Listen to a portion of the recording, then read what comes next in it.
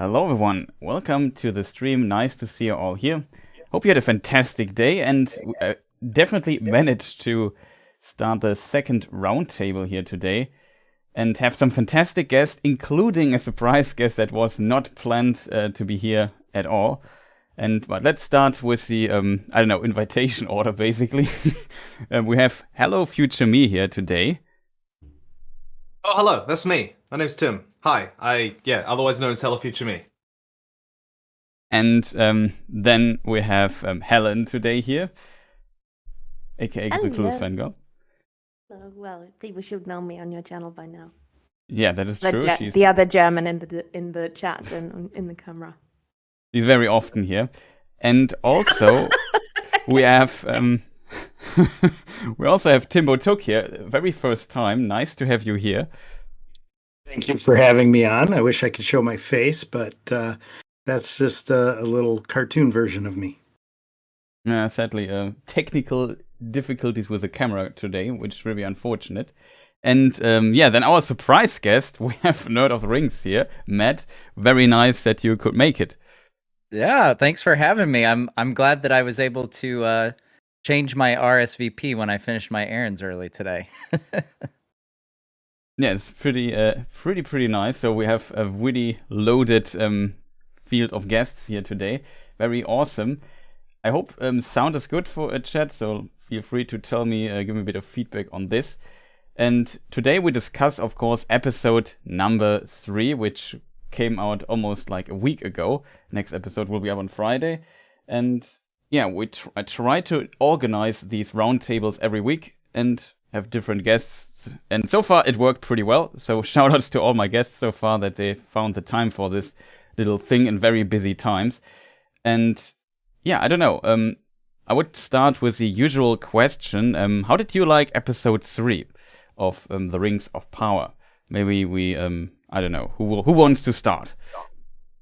Can I do something? Can I ask something technical first? So Joysten is in the chat, and he says, "Hey Chris, I've actually got my next few hours open. If you would like a 6th member, I don't know, is he joking or not? Yeah, I could grab a link. I'll join right in. Joysten, jump on." Okay, that is a surprise. Sorry. Well, on the fly, we also have a second special guest, but he probably needs a moment of setup time. Let me see. That is the wrong link. We can talk. Pretty awesome. So yeah, we have another special guest. Oh, I shouldn't do this like this. I'm an idiot. Wait a moment, Joysten. I have to get the image back. I love how professional YouTube is. I love there's something so charming about like the fact that YouTube channels so feel like they're like falling apart as they're trying to get everything sorted. I love it. It's not like conventional TV, where it's like perfectly polished all the time. Yeah, that's true. There's something so charming about like bad thumbnails as well. Yeah, I'm not very good with thumbnails, as probably people can tell. Definitely have to improve this. So I try to get. While you do that, the Tims tell the chat what they think about the episode. Timbo, do you want to go first? Sure, I'll go first. And I know most of you have done reviews on the episode already, so some of your opinions probably leaked into my brain. But I overall, I'm still waiting for it to really grab me. I really want this to be good. And Elendil's character coming on, I think really boosted things. And congratulations on your interview with him yesterday, Matt. That was fantastic. So that really kind of drove it up, but some of the lacking elves, the backup elves, is really I'm having a hard time with. Mainly I timed that first fight scene with Galadriel and the snow troll or ice troll, and it was 15 seconds. when you think back to the Fellowship, all of them ganging up on a troll, trying to bring it down. And yes, they had some orcs to fight at the same time.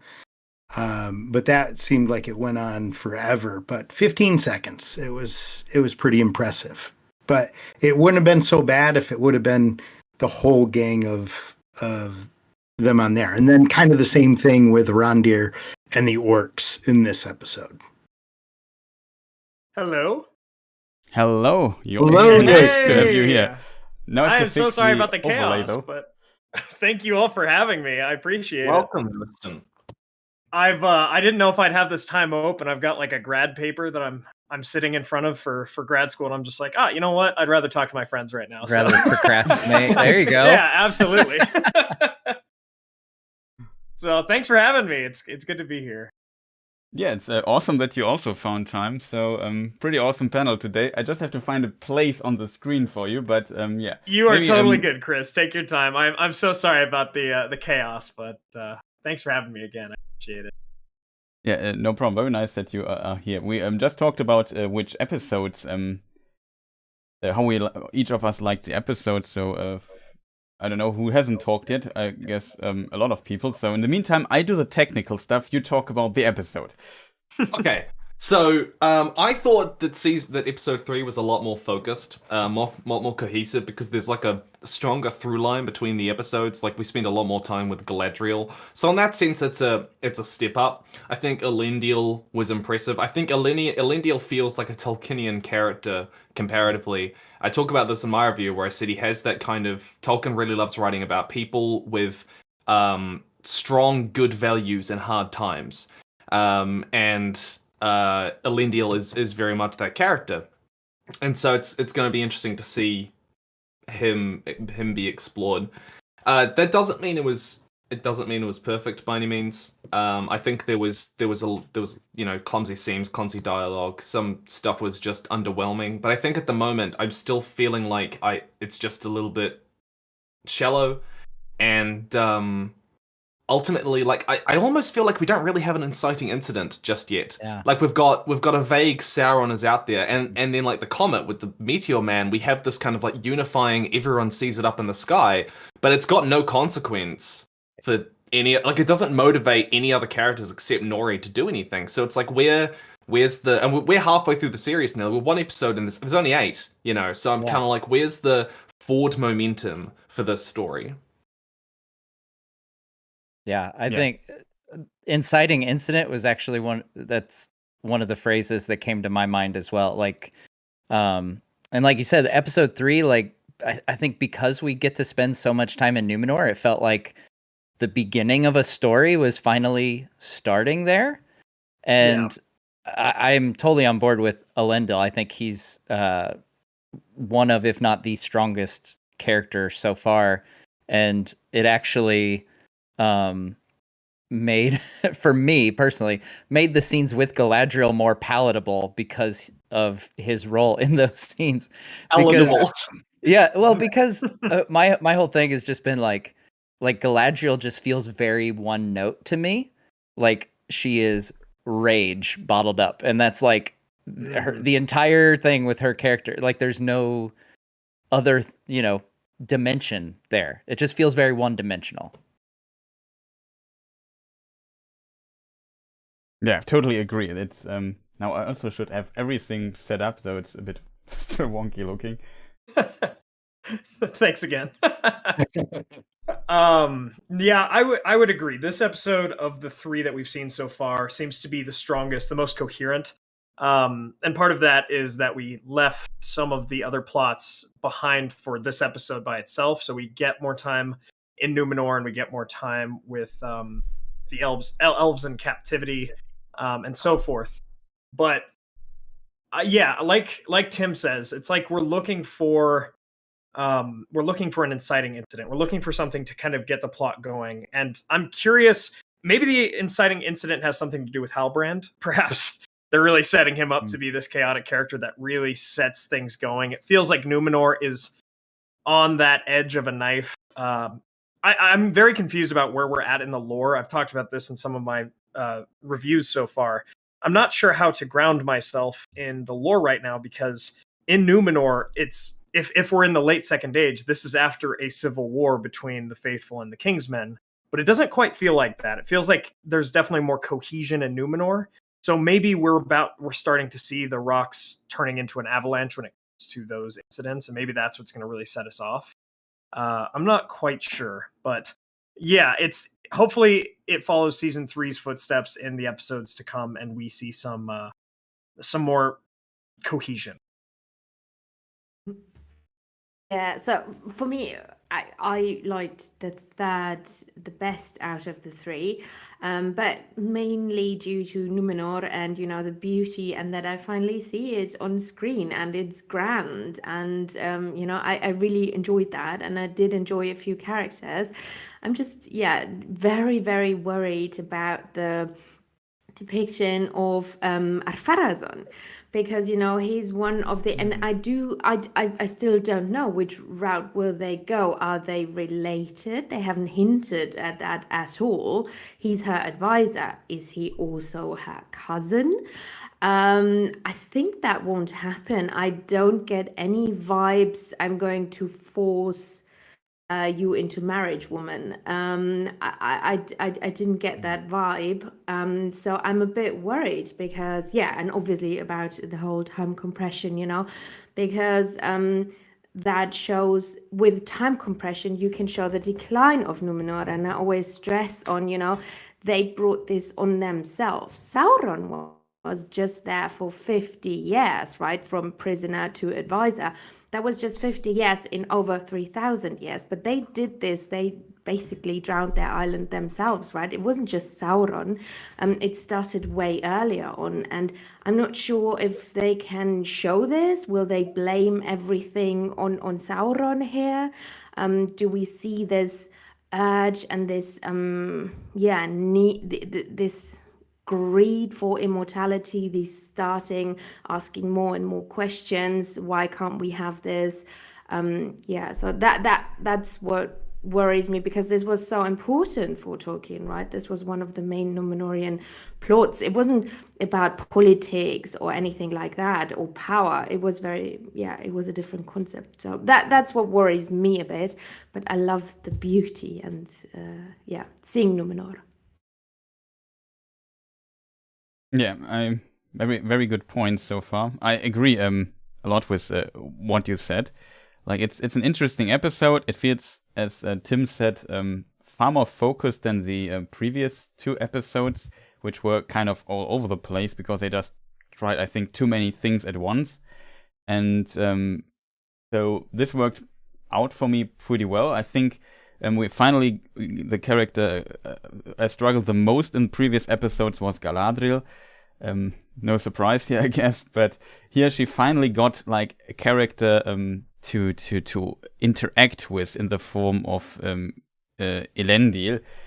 I really liked the dialogue. I really liked that that scene where Galadriel, in her arrogance, kind of speaks almost down to Elendil. Then he answers calmly in Quenya, in one of the Elvish languages, and she's surprised by that. And so he basically, how to phrase it, subverted her expectations, and maybe she learns like a lesson from that. I feel like there could be some character development starting here, which she is in dire need, and she kind of lags behind in that regard, if that makes sense. Simply because the first two episodes were just so heavy on setup. It was not the characters moving the story along, but the story moves the characters like along to bring them from place A to place B, and that I felt like was a problem. So I think episode 3 is a right direction. Probably had some wonkiness in it. Definitely agree on that. But overall, I would say I liked it, even though, due to Elrond being my favorite character, and I really liked the Khazad-dûm and Durin section, I probably would say the Me too. I would say that episode 2 was maybe a bit stronger for me, but it's basically still pretty decent episode though overall.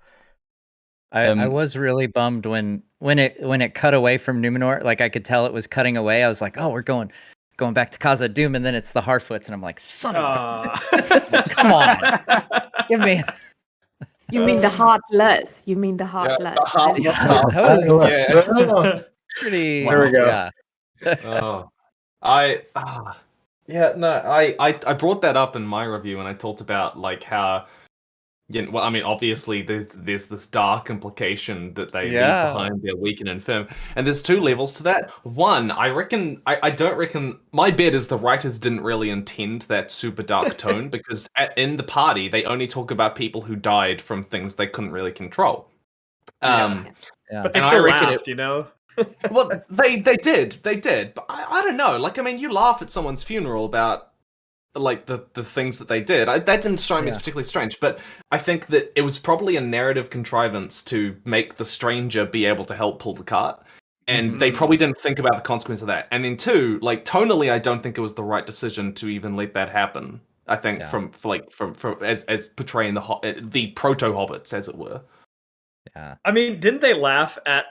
Did they laugh at someone the character who got like who stung by bees or something? And they laughed at like how he died. I'm like, wow, you guys are kind of psychopaths. But Yeah. No, I would. I'm sorry, but if someone I knew died from like a funny thing, it's like from bees. It's a little, if I die from bees, it's like you could die in so many interesting ways, and you die from a bee. It's like, huh. All I could think of was in Tommy Boy, where Chris Farley jumps out of the car screaming bees to get the cops to go away. Yeah, and that's fair. Yeah. So I pictured Chris Farley as this Harfoot getting stung by bees. I think one of them, they say, got stuck in the snow. And I was like, well, why didn't you help him? Yeah. Like, come on. We had to keep going. We had to just keep walking. Got to leave him behind or whatever it was. Galadriel set that tone in episode 1. Just leave him. Right? Yeah. So, well, no, hang on. She went back to help him. When she says that, she's not looking back. So like, because I thought that at first, I was like, that's really hardcore. But I was like, oh, she doesn't know someone's fallen, I guess. But she would though. I mean, but she still said leave him. You know, she did. I mean, there was like that moment. Well, she said we don't stop. We said we don't stop. Yeah. I don't know if that was inconsistency in writing of like she planned to, but then her sympathy came back. But I don't know. That was a very Feanorian thing for her to say. Feanorian is a word I've used a lot to describe Galadriel. So absolutely. My interpretation was that she was like, we will push on, and then was like, oh my gosh, I'm being a psychopath. I should probably help this person. And then like went back, oh, jeez. My goodness, I knew how this turned out last time for Feanor, like it felt a bit like I don't know, maybe the writers wanted to basically express, okay, she's very close to Feanor here in this state, but not right away. Like it's just a little notch missing. Then she says, okay, fine, I help him, and then turns around again. Maybe it was really a Helcaraxe flashback they wanted to give a nod to, because I do think, if you remember, like Idril's mother died there, right? Elves did die there, and probably, like, if you remember, he had the chance. So the King Turgon had the chance to either save his daughter or his wife, right? So these were decisions they had to make there. So, but they still had to go on. So I think they thought of this maybe and wanted to give. Maybe I'm interpreting too much into this, but I did think they were trying to fit in a little bit of the Helcaraxe story. Yeah. Just as another fan service. Yeah, visually. Yeah.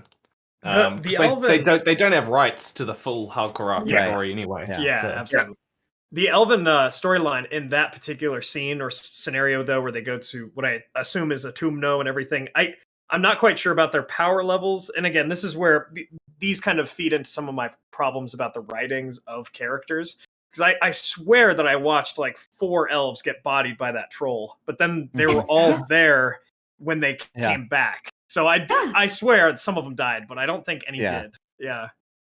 I was kind of like, these are first stage elves. Like they should be dropping trolls left, right, and center. The troll should be no problem. Yeah. I mean, like the thing, like I think that I would have preferred if they just were all competent and all took down the troll together.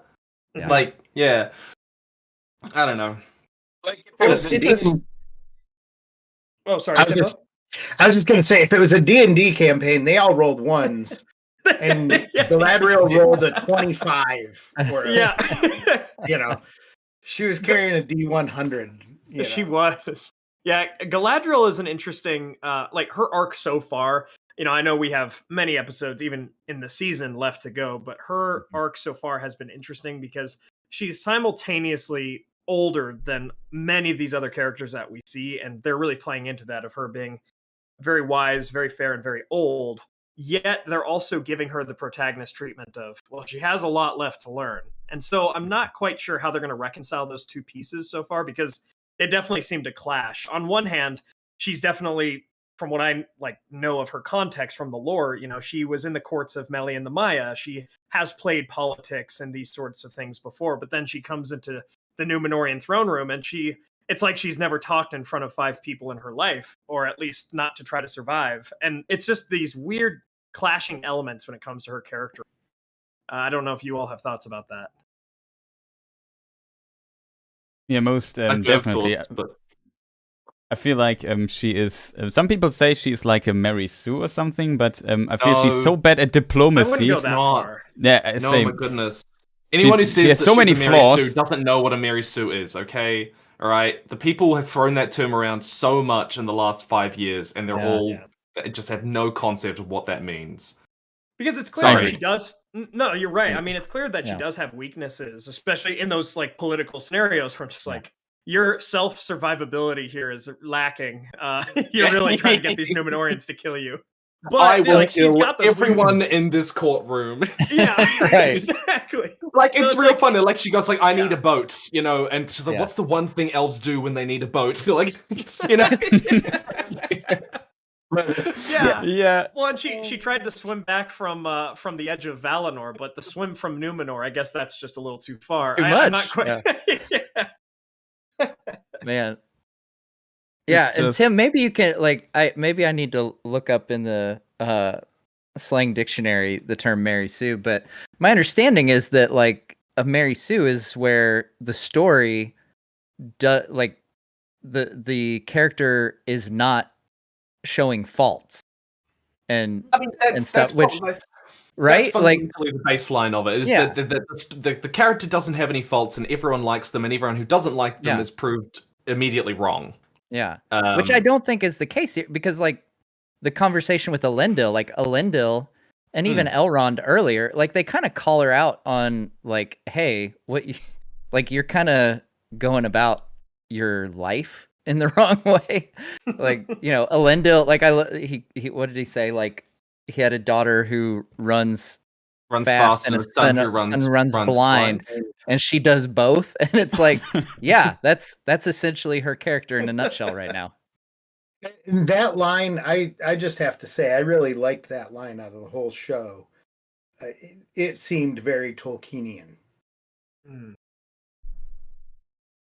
It's strange because she definitely has a lot to learn, but then again we tie back into her being far older and supposedly wiser than a lot of these other elven characters that we know of. And she is a really good warrior, as we saw with the troll, but then is just really inept when it comes to talking in a political setting. It's a strange contrast. I'm curious to see how the writers approach that this season or in I was super disappointed in her, and that's her character is what really let me down in the show, because I loved, and I say this talking from a female point of view, right? And because a lot of people are always complaining there are no strong female characters or not enough in Tolkien, yada yada yada. But the thing is, for me, she always was strong, and I love this because remember in the first age, she literally lied in Thingol's court, right?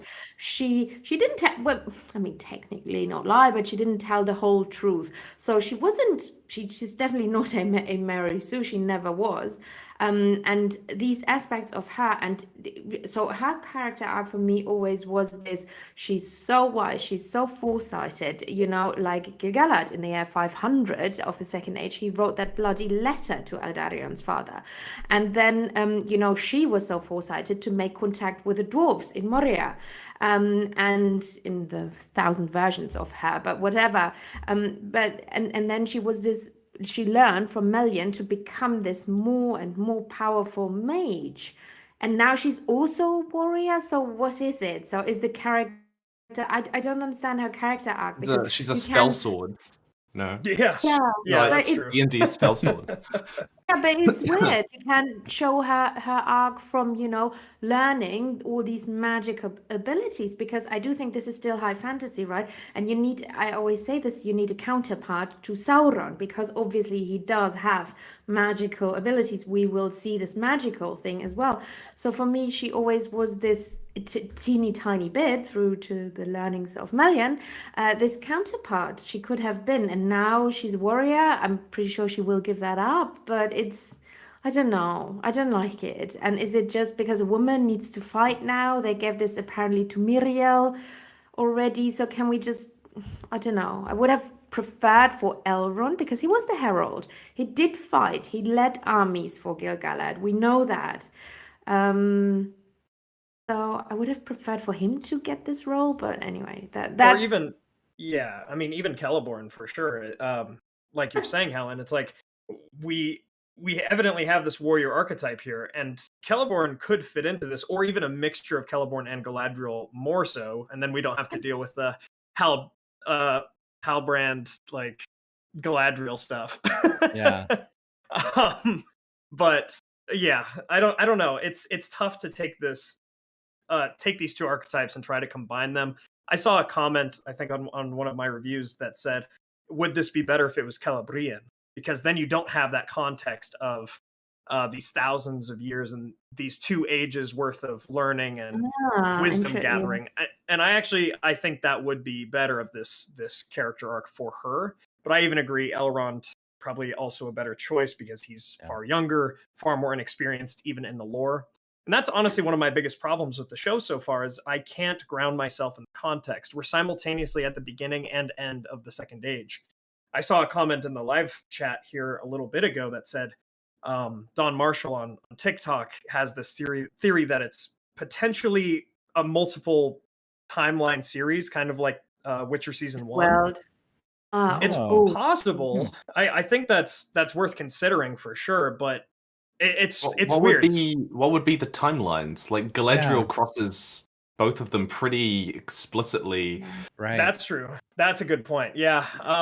It could be that Galadriel's been gone for many years, though. That she's been gone from Middle Earth for a while. It seems like it hasn't been that long, but even a boat journey for that amount of time could have been quite a long.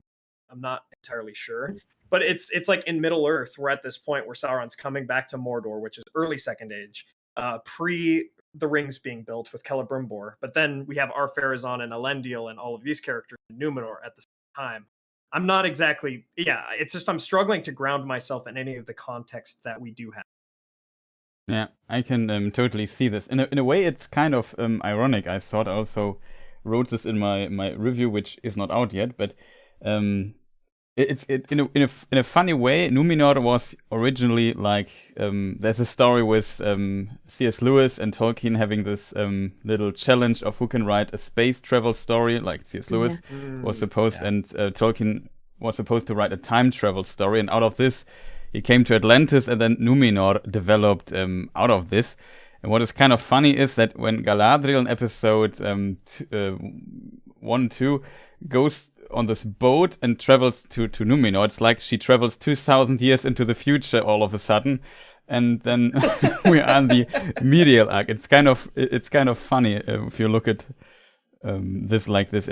It's really strange. Like I would say the stuff that happens on Middle Earth fits to the early Second Age most of the time. The only thing that really sticks out is Numenor, and I assume they will really put everything Numenor and just compress it to just the lifetime of Miriel and Pharazôn and so on, and go forwards from there, if that makes sense. It's really unusual in this regard, this decision that they... I mean, if we go to the Southlands, they even start before Sauron even has this, and he takes, I think, Mordor as his realm in the year 1000 Second Age roundabout. So that's pretty early, and that has not happened yet. So it's just, where does this show? I totally agree with Men of the West. Like, in a way, it completely it's really hard if you know the book and the books and the timeline to really put your foot on what's exactly going on here. How is this connected, and how do they deal with potential consequences this might have? I mean, it could in theory work. I would definitely give it a chance, but I feel like that could also bring in some trouble and make maybe some details that in the books take like hundreds, maybe thousands of years to happen. Happen like in, I don't know, 10 years or so. For example, at some point the Middle Earth has to kind of forget about the Rings of Power, and so Sauron can give those rings to, for example, the dwarves. It's not like okay, that it was like last year. The Sauron guy comes up with rings to us. I'm very curious how they want to portray this then in future seasons, I assume. Yeah, I think my kind of prediction with how this compression is going to work, my guess is that they're going to have Farazan be the one who leads an army to bail out the elves at the end of the War of the Elves and Sauron, and then he immediately takes Sauron back as prisoner from that, is my guess, instead of having those be that makes sense. separated. That's my assumption as well. I mean, like, it's a relatively logical jump to make, because it's kind of just like, it's, I mean, the story basically just goes, he gets defeated and then he goes away for a while and then he comes back and then he arrives. Like, it's like that sort of gap isn't, I suppose, that important. But the timeline stuff, there are definitely, like, I've thought about it for a long while. I'm kind of like, I'm not sure you could practically, if you want to create a mass market appealed show based on Numenor, I'm not sure how you could do the timeline without compressing it to some degree. You could potentially do it over like 2 or 3 generations. You know, like that's what House of the Dragon is doing, by the way, because the Dance of Dragons is a generational war. But I mean, continuity of characters is like such a cornerstone for a lot of storytelling, and so I'm kind of like, oh, I don't know how they could have otherwise done it without, you know, I don't think they could have done it from like the start to the end, you know. Right. Yeah, I kind of hoped going in that they would, like you said, do it over a few generations, or do some kind of time jump where, you know, a handful of generations have passed. I mean, like, a few generations can be 1,000 years, right? You know? Yeah.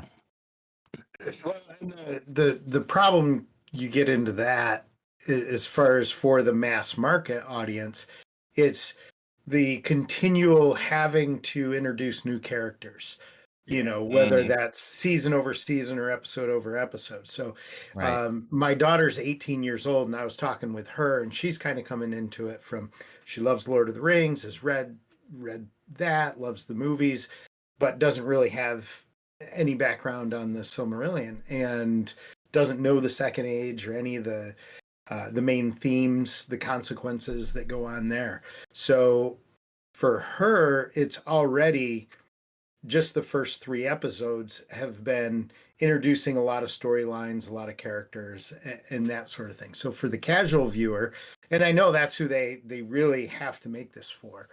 You know, I mean, maybe if they had gotten a little better of a deal on the rights and the sets were a little less you know, grandiose, then we probably could have done it for everybody who wants that lore, you know, sticking with the lore type of show. But as far as mass market goes, they're going to have to compress it all and keep it all kind of linear, so they don't have to go through that kind of reintroducing new characters every season and that. And they are starting it in the. Sorry, you guys go. No, feel free to go. No, go for it. Go, Tim. Go, Tim. Go, Tim. I was just gonna say is that they are starting Numenor in like the the Ar-Pharazôn type faction people are clearly in control of Numenor. So I mean, at least they're doing that. They're not doing kind of like the Numenor was good and now we're going to do the conflict and stuff like that. Like Elendil, they've got, well, the House of Law would have been burned and stuff like that. So I think they're starting in one of the better places they could have started with. But I really want to get a stronger sense for the darkness that underpins all of this, which I haven't quite got yet. I think with Tar Palantir we might get it though. I think that storyline, how was he not ruling at this point? Why is he hiding? What's the prophecy she was talking about? I think we'll get parts of that maybe in his when they introduce his character. I mean, do we know who he's played by? That's a good question. No. Okay. What if he's just like what if it's like a puppet or something? She goes up there and she's talking to like a mirror. Therapy puppet. Yes. Well, to go back to what Timbo was saying, I think part of we're trying to establish kind of a tone, right, for this show, and I think it doesn't always feel super Tolkienian to me, and I think part of that is this compression and how they're doing the characters. Part of it is also small things like how they've done the writing. Granted, on one side, you have to, appeal to the mass audiences, like Timbo was saying. But did you all notice? I didn't notice this in one of the first two episodes. Apparently, a character said "okay" as just like, really? You brought this up that there was some weird like modern dialogue. There really is, and okay. Yeah, I in this last that. episode. I've watched the last episode with subtitles on just so I caught things like this, and I wrote it down in my notes. In the last episode, episode 3, Isildur was asked to go do something with other sailors, and he said, "Nah, you go. Nah, you go." I'm 23 right now, and it's like that's something I would say, not something I would imagine would be said by a Numenorian, in this time. And that's stuff like that brings me out. It's small, but you catch it. It's just like this off feeling. It feels like parts of this were definitely written in 2022.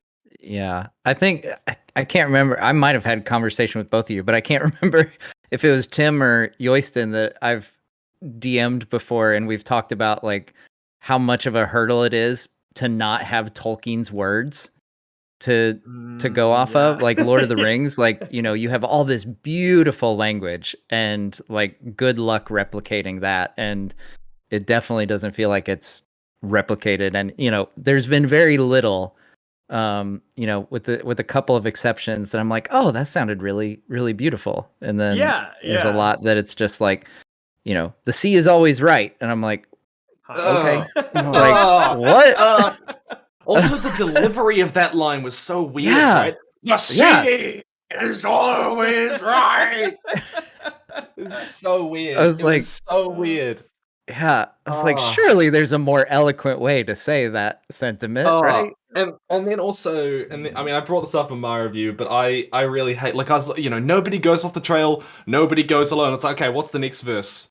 Nobody goes off the trail. Nobody. I'm like, is that it? That's all you've got? Like, you could have done a song, like, Yeah, it's definitely moments like that and writing like that definitely pulls you out. You don't realize how much you miss it until it's not there, and it's like, that's weird. Totally. Yeah.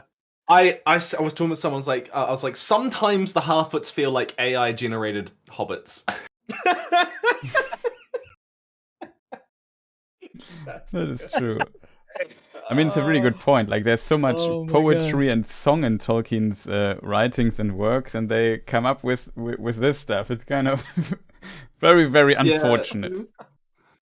Yeah. The sea is always right. Isn't even like there's a lot of poetry, like naval, poetry and that, and it doesn't even flow with that. If anything, the sea always wants to kill you would be, that would be still a simplistic but a more true version of that. or the whole stone thingy from episode 1 with Finrod. Yeah. I was like, is it because I'm a foreigner that I don't understand what he is saying? Then I watched it in German. It didn't make sense in German as well. So I was like, I would have loved Galadriel to be like, well, for one thing, a ship is made out of wood, which is more buoyant, and blah, blah, blah. Yeah, And just breaks down the physics of a ship. I think it was, I heard Girl Next Gondor, just kind of a off comment on somebody's, and said displacement. When he's, do you know what? Yeah. Displacement. Yeah. Yeah, it's strange. Yeah. It really is. I mean, it sounded like one of those things where someone tries to come up with something really profound sounding. Yeah. And when you listen to, you're just like, nah. I'm not sure that actually makes sense. What you just said there. It's like I don't know. I would call it like very functional. I don't know, dialogue, if that makes sense. Like they have a specific idea or let's say metaphor in mind, and they work through it and just come up with the weirdest dialogue just to fit it in. So Galadriel could remember it later when she jumps off the ship, and they have this idea of some other scenes when she falls down off the raft and has a stone on her foot and just goes into the deep, and they bring it up a few more times in the scene composition and so on. But as I said, it was so clear when he said something like this, and then he whispered something to her ear, and you would not hear what he says. That it was okay. Later there will come a scene that will reveal it, and we will all say "wow" or not.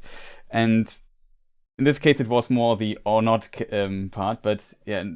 Some of the stuff is there. Same with Elendil, with the sea is always with the what is it called, the sail master. The sea is always right, and then later in another scene when I think Elendil talks to Miriel, he also repeats this. So it's kind of established as the Numenorians, the Numenorian mariners say this. It seems, but it could have just simply phrased it would work better if it felt more Tolkien-esque, if that makes sense. And I don't know, it's really obvious. I hope they get this jarring. Stuff sorted out. It was less jarring when Elendil said it. It was. Like Tim said, the delivery of like the guy on the short was like really over the top. Like maybe that's how Galadriel thought that she could survive that swim. She's like, if I just keep my eyes up, if I just keep looking up, I'll never sink. I will float like a ship forever. Nailed it. Well, and that's something that I've seen a little bit too. Is I'm really hoping that the writers don't lean too much into Tolkien cliches versus Tolkienism. I saw a thread on Twitter that was talking about the tree scene with Arondir and his company, where it was a very sorrowful thing to cut down this tree. And it's like, okay, that is Tolkien-esque. That's not enough to make this feel very Tolkien. Same thing with the Harfoots, where it's like, okay, they have these simple metaphors and this simple life and everything like that. That's not enough. But I think that's how some people view Tolkien through cliches. It's like, oh, trees. And as long as we get trees and stuff in there, that's enough. Or if we've got the simplicity of the Harfoots, that'll be Tolkienian. It's like that's part of it. That's not the holistic view of what Tolkien saw and wrote about these things. Does that make sense? Yeah, because you have to think, why did he love the trees? Because exactly. He lived in an industrialized Birmingham where he just saw machines, and they were cutting down the forest where that like these things or it stood for the war machines when he was in war. So it's not the tree. You need to explain why does he love trees, and this whole explanation. I do want to give them credit for the Arondir story in the last episode where the elves refused to cut down the tree. Like there's this distinctive sense that like all of the elves automatically refused and were like, no, goodness, which was it's just a really nice distinction between elves, men, and dwarves and stuff like that, which I thought was quite a nice touch. I mean, they could have done anything, right? They could have done keep digging or we'll kill your people, which wouldn't have been as meaningful, but they decided to go with something that had Tolkienian elements to it. So I did like that. I agree on that. And I like that, it wasn't just that it, like the fact that it is a tree, but I think the fact that it's like this massive tree that has been there for a long time, like because we know elves would obviously use wood, but I think they would be good stewards of the forest where they don't use it like and just do wanton destruction like we see Numenorians do it at points in their history. So the fact that like there's this giant tree and like it's like what I can't remember, the Watchwarden guy, he's basically said like it's earned its place here by being around this long. I actually really like the line where he said it's stood here longer than or since before you crawled out of whatever pits you came out of or something like that. Yeah. I feel also like that they really established this at least a little bit in the previous episode. If you remember, Arondir is with Bronwyn at this well, and she gives him some seeds of what was the name? The flower from exactly. And she tells basically I met this other healer and traded with him, and then I crushed these what are they called? Petals. Petals, exactly. And Arondir has this reaction to them. You crushed them, like you re-established his being close to nature. And then in the dialogue with the Watchwarden, he also says that he was a grower before, so basically a farmer. So I feel like, especially for Arondir, he is like established as this nature-loving. I feel like at least did a decent job establishing this idea. And then, of course, it might also tie to the, like Tolkien had this philosophical concept he called the machine, which is about like a shortcut to power that also can or often goes into the direction of destroying nature, for example. And here, I think with this scene, we have a perfect example of this idea. They like in the beginning scene, they suggest that Arondir or his friend, I forgot his name, Meth. Something with an M, whatever. It's not mentioned. Smelly one. Smelly one, yeah, exactly, the smelly one. But basically, they talk about and they say, what are they looking for? Maybe a weapon or something, and a weapon maybe hidden somewhere in this lens is a shortcut to power if you think about it, or could be. So I feel like that makes kind of sense. So I really like this Arondir section here at the beginning. And if you want to know more about the machine and Tolkien's philosophy, go watch my video on what the One Ring represents. Yeah, no. Heck yeah. Can we talk about one plot? Can we talk about one plot line connected to this where I was like, I don't understand this, and maybe you can help me here. So they are obviously not Noldor elves, right? But is Gil-galad ruling? So why is he commanding elves in the Southlands, which would be at least closer at this time? Thranduil isn't king, but Orofer should be, I would say. So why is Gil-galad commanding elves that are clearly Sindar or whatever they are, but they are not Noldor? Yeah. And this whole thing with, yes, there were Sindar living, even in Linden, in Harlinden they lived, right? Further south. So, but how is he commanding there? I don't understand that. Yeah, I mean, that's a good question. I know when we were first told about the character of Arondir, he said Sylvan Elf. He did, yeah. Okay, Sylvan Elf. So that would, you're right, Helen, like that would even remove him further from the kingship of command.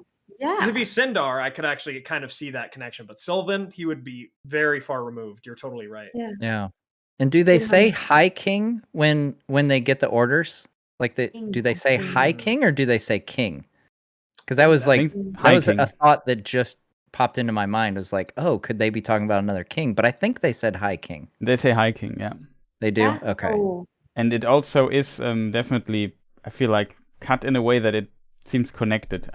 Yeah, for sure. Yeah, because we haven't seen any other. That was also very strange. Because Yeah, because that takes away the whole thing that will happen later on in the Battle of the Last Alliance, when Thranduil loses his father and they lose so many men, basically because his father charged early because he didn't want to listen to Gil-galad, right? Or not being under his command. So this is such an important point for the elves. And I was just, I don't get it. Yeah. I don't know if that'll come up, like if Orifair and like him not obeying Gil-galad's command in the Last Alliance will come up, but it like just you saying that makes me wonder, like, could this somehow brew up some animosity between Sylvan and Noldor to where it explains some of that? I don't know, like having your southern company captured and killed by orcs, maybe that brings about some bitterness. I don't know. Are they even going to go into the differences? I mean, that to me, I think the creators are going to be like, that's getting a little too technical. If we try, we'll have to go back and try and explain. Elves.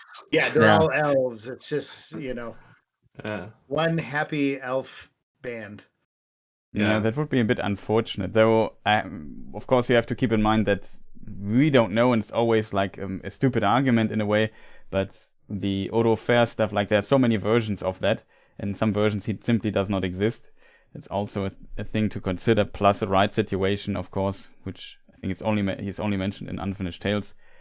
So, yeah, it's really difficult to think about. But I definitely noticed that. But we know, though, that even in Lindon, or in some parts of Lindon, there also lived, for example, Sindar elves, and Círdan was also considered Sindar. So in theory, it is possible that some Sylvan elves might have lived even under Gil-galad, but it's really, in my opinion, as Helen said, a very unusual choice to go with Sylvan elves here, especially considering the connection, the kinslayings, and that they potentially won't like the Noldor elves that much. Very curious how they, like, is if Timbo said that they maybe mesh everything together and it's just, I don't know, some not so important clan distinctions that might be referenced here and there but don't have any importance for the story, or if they looked deeper into this over the seasons. Really strange or really difficult to say. Len, could have Oh, sorry. Oh, I was gonna say, speaking of Gil-galad, one of the issues that I think a lot of us discussed from the first episode is how he used going into the West, going to Valinor, as kind of this political go away tactic strategy. Yeah, it's it is really odd. It's supposed to be almost this religious thing to finally give up one's place in the mortal world and to go into the immortal undying lands, but he almost uses it as like, we thank you for your service, Galadriel. We'll see you later. Good job. Yeah. Bye-bye. Yeah. You've reached enough in your 401k. You can now retire. Exactly. Yeah. Yeah, it was kind of weird how he, like, who gave him the golden tickets to pass out, Yeah, honestly. Yeah. Like, what about the people who want to go? And he's just like, nah, not yet. Yeah, not yet. Yeah. It is strange. Yeah, it really is. But I don't know. I mean, in theory, somehow the elves had to manage who goes west in some case. So maybe making this like an issue of the king can make, I guess, sense to some degree. But especially in the case of Galadriel, who is, at least even in the Lord of the Rings, is indicated to be banned from returning to Valinor after the First Age. Like, he can't just remove the ban from Galadriel. He has not the authority for that. Like, he could probably send, I don't know, Arondir to the West Continent, but not Galadriel. I found this also a very odd idea. And in the end, it turns out he just sends her there so she could go to Numenor, and then, I don't know, if somebody makes the argument, okay, Galadriel never went to Numenor. Well, technically in the show, she doesn't go there directly, only by accident. So, I don't know, it's just... I personally don't put that much credence in like the Galadriel never went certain place. Like we don't know what she was doing for hundreds of years in some places. Like it's just a little bit odd. Like she was in, she was in one city, and you're seriously telling me she was in there for 300 years and never left. I've lived in New Zealand my entire life. That doesn't mean I didn't go to like another country for 4 weeks. Like that's fair. That's fair. Numenor's got great beaches, great vacation spots. Exactly. It is climate. I mean, it is strange. Like, I would agree. Especially if they're elves, you're immortal. You're not going to just sit in one place for 2,000 years. But at the same time, Tolkien does give us a general like timeline and map of where Galadriel goes. She goes from Harlinden to Evendim to Regien to Lendoranon, back to Rivendell, then to Ethelond, and then back to Imladris at the beginning of the Third Age, Celebrian's wedding. Ooh, impressive! Somebody watched Matt's travel video. Freaking hell! That was the nice like ring off. I couldn't do that. You're good. I don't know how I remembered that, but we do have this travel moment with her going to all these different places. And so I do think it's like, you're right. Maybe there's like that 500 years where she's sitting in Regien and then she goes off and explores. But I do think Tolkien probably would have made mention. Yeah, I mean, Galadriel is in this context a very difficult character anyway, because so many versions exist of her. You can, as Men of the West just impressively did, knit all of these versions together into to somewhat. But if you look, like I currently do a lot of research on Galadriel for video I plan to do, and like it's just so chaotic and so many things just contradict each other. It's really a nightmare to look through all of this. It's so complicated. And I remember rightly, like Tolkien he was meaning to go back and like flesh out her story during the First and Second Age, and like didn't, or something like that. I can't quite remember. The problem with her is a bit that Galadriel is a very new character in the context of the writing. Like, she was written 1941, and as a result, all the other stuff existed before Galadriel was even written, and then he had to tie it to it and just hoped he could make more sense out of it in the Second Age, but somehow he couldn't and was never happy with the versions he wrote. And then he just iterated really a lot. It makes you wish that Tolkien had a Númenórean lifespan so that he could flesh all of this out. Yeah. I will say, like, in regards to Galadriel getting to Númenor, like, like the jumping off the boat and everything, like it seemed like such a burdensome way to get her to Númenor when it could have been as simple as like, oh, Gil-galad needs to send a warning to the Númenóreans because that's what he does. You know, it's like, oh, Galadriel, I need you to get out of my hair for a bit. You're annoying me. So why don't you go tell the Númenóreans that, you know, there's bad stuff on the horizon? And then it's just easy like that. But that is very true. Yeah, that's a great point. And then we can have like, the elves haven't been welcomed on their shores in 400 years. Oh, well, you have to go anyway. And then it's like this tense moment where she arrives in Númenor, and it's like, oh, what the hell's going on here? We haven't heard anything. I think you know, going back to Elrond, like, I know we've had a lot of. I've probably talked to most of you in person or through DM. Like, I've made no secret that Elrond was my choice for main character, and like I keep going back to like, how impactful would it have been for him to be the one to go to the city his brother built, to the island realm his brother built. Sorry, go ahead, Tim. I wanted to. It was honestly like a little bit of a non sequitur there. That's just about the timeline in Númenor and stuff, and I don't know what they're doing with something. We can get to that later.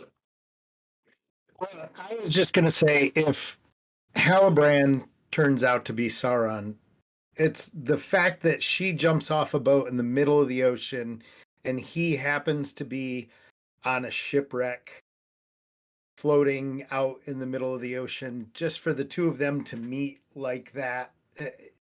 That's just, you know, weird. Nonsensical. So who do you guys think Halbrand is? I'm curious to hear everybody's thoughts. I feel like he can't be Sauron. He can't be evil right now because Galadriel was like drowning. He could have just been like, all right, Well, cool. one less elf to worry about. Yeah, exactly. Like one of the less like strongest of elves. She's gone. So I can't don't be think he evil can be right the stranger. I don't think he can be. I don't vibe that he's the stranger. That'd be Yeah. people odd. think that Halbrand and the stranger are the same person. Or, Sorry. Sauron. People, but I mean, the main contenders. that Sauron could be. Are, I see. Halbrand, the stranger. I guess technically Adar, though I don't think anyone buys that he's No. Sauron. Yeah. He's an elf. I had a theory. I was like, what I'd really love is if like we get the storyline of Celebrimbor forging the rings, and like there's this recurring elf character, because of course there'd be an elf helping out on the forge and stuff like that. And they're like, that'd be Sauron. Like they're just a kind of like a recurring character. Yeah, I don't know. That would have been interesting, but yeah, I would. I mean, Halbrand seems the only viable one at the moment. I would actually similarly. I would enjoy it if like Elrond does all this help to build this forge, and then they go to forge the Rings of Power, and then that's when it's revealed that Celebrimbor's got this guy helping him. And he, walks around the corner or whatever, and it's like, I am Anatar. Nice to meet you. That's what I'm thinking. It's like, what is Celebrimbor already building this forge for? I agree with you, Matt. I think Sauron was probably introduced behind the scenes already. Like, we haven't seen him yet, but Celebrimbor knows Sauron. Yeah, and he must be the one who whispered in Celebrimbor's ear, we need this urgently. Because what is the urgency, right? The king just proclaimed there's peace, nothing is happening, bye-bye Galadriel. So why is this, why this urgency to build it? So I do think he has already somebody whispering in his ear, build me this forge, and we need to have it. Sorry. Forge. Build me this forge worthy of Mordor. Yeah, no, seriously. And I please don't make it Halbrand, because we had one scene when he was sniffing around the smithy shops, right? Mm-hmm. I was like, no, please don't make this can't be Sauron, because he was very interested in all the smithing stuff, right? Mm-hmm. I think he'll be the Witch King. My bet That's my is hope. I would love it. Yeah. No, I think they're just he wasn't throwing afraid out a lot of water. Red herrings. Yeah, and where did you meet him? In the water. The Witch King is not afraid of the water, as one of the only Nazgul. So that would be that was what what like a sailor. That's interesting. Yeah. I like the idea that potentially he is that he is actually like the king of the Southlands and goes to unite them all to fight against Sauron and fails, and then gets like corrupted. I think that'd be an interesting, because like that sort of like reverse Aragorn. Anti-Aragorn, the anti-Aragorn. Yeah, exactly. Yeah. He might be the king of the Oathbreakers. Maybe that's where they're going with him. Yeah, I heard that. Somebody put that out there, and I thought that's pretty viable. They're from another region. They're not from behind. They're not from. They're from the White Mountains. Yeah. Yeah. And that wouldn't stop them. The creator. Yeah. I mean, yeah. They could later move. I rest my case. I am curious if maybe we just haven't met them yet, but the poster that had the Rohirric sword on it, the horse sword, like I think that's Halbrand. Think that's Halbrand? Yeah, because he's got 100%. in the promos for this next episode, he's got red armor, which is which is what we see in that. Give me a sec. Also from the previous trailers and so on, there's some shots where you see him with the armor already on the horse riding. You also see the horse thing. It seems like that's his standard Numenorian blade or something. Cavalry. And he gets one of them. Yeah. Yeah. Oh, interesting. Okay. Yeah, I'm pretty sure that's him. It might have been in the last trailer. Yeah, I could try finding that, but I would search for quite some time. They need to introduce in season 1 some of the ring raids. They need to, because this is a big plot point that he is able to, these former good people, powerful good people, that he's able to corrupt them, right? So he can't. Well, we know Isildur is one from the Shadow of Mordor games, right? Oh, stop. I get that question so often. I'm like, oh my gosh. I was like, Lord help me. I'm holding out hope that Lenny Henry is Sauron. Oh my god. Honestly, it would make sense. It's like we leave them behind at the back weak of the die. Yeah. Yeah, where do we think they're migrating to? It's probably to Mordor, maybe. Mordor. Yeah. Remember when those one guys got ate by wolves, so none of the rest of us did? Yeah. No, I'm really hoping that was me. Totally me. Yeah, found it. I'm really hoping that Sauron isn't the stranger, isn't anyone to do with the Harfoots, because that would take away so much of the agency when the hobbits actually come in The Hobbit, in The Lord of the Rings, because the whole point is that he doesn't know or care who these guys are. The thing is, so Tolkien actually has some scarce writings on what Sauron was like at the beginning of the Second Age, and he has a temporary turn to the good. Like that's a quote from Tolkien. Yeah.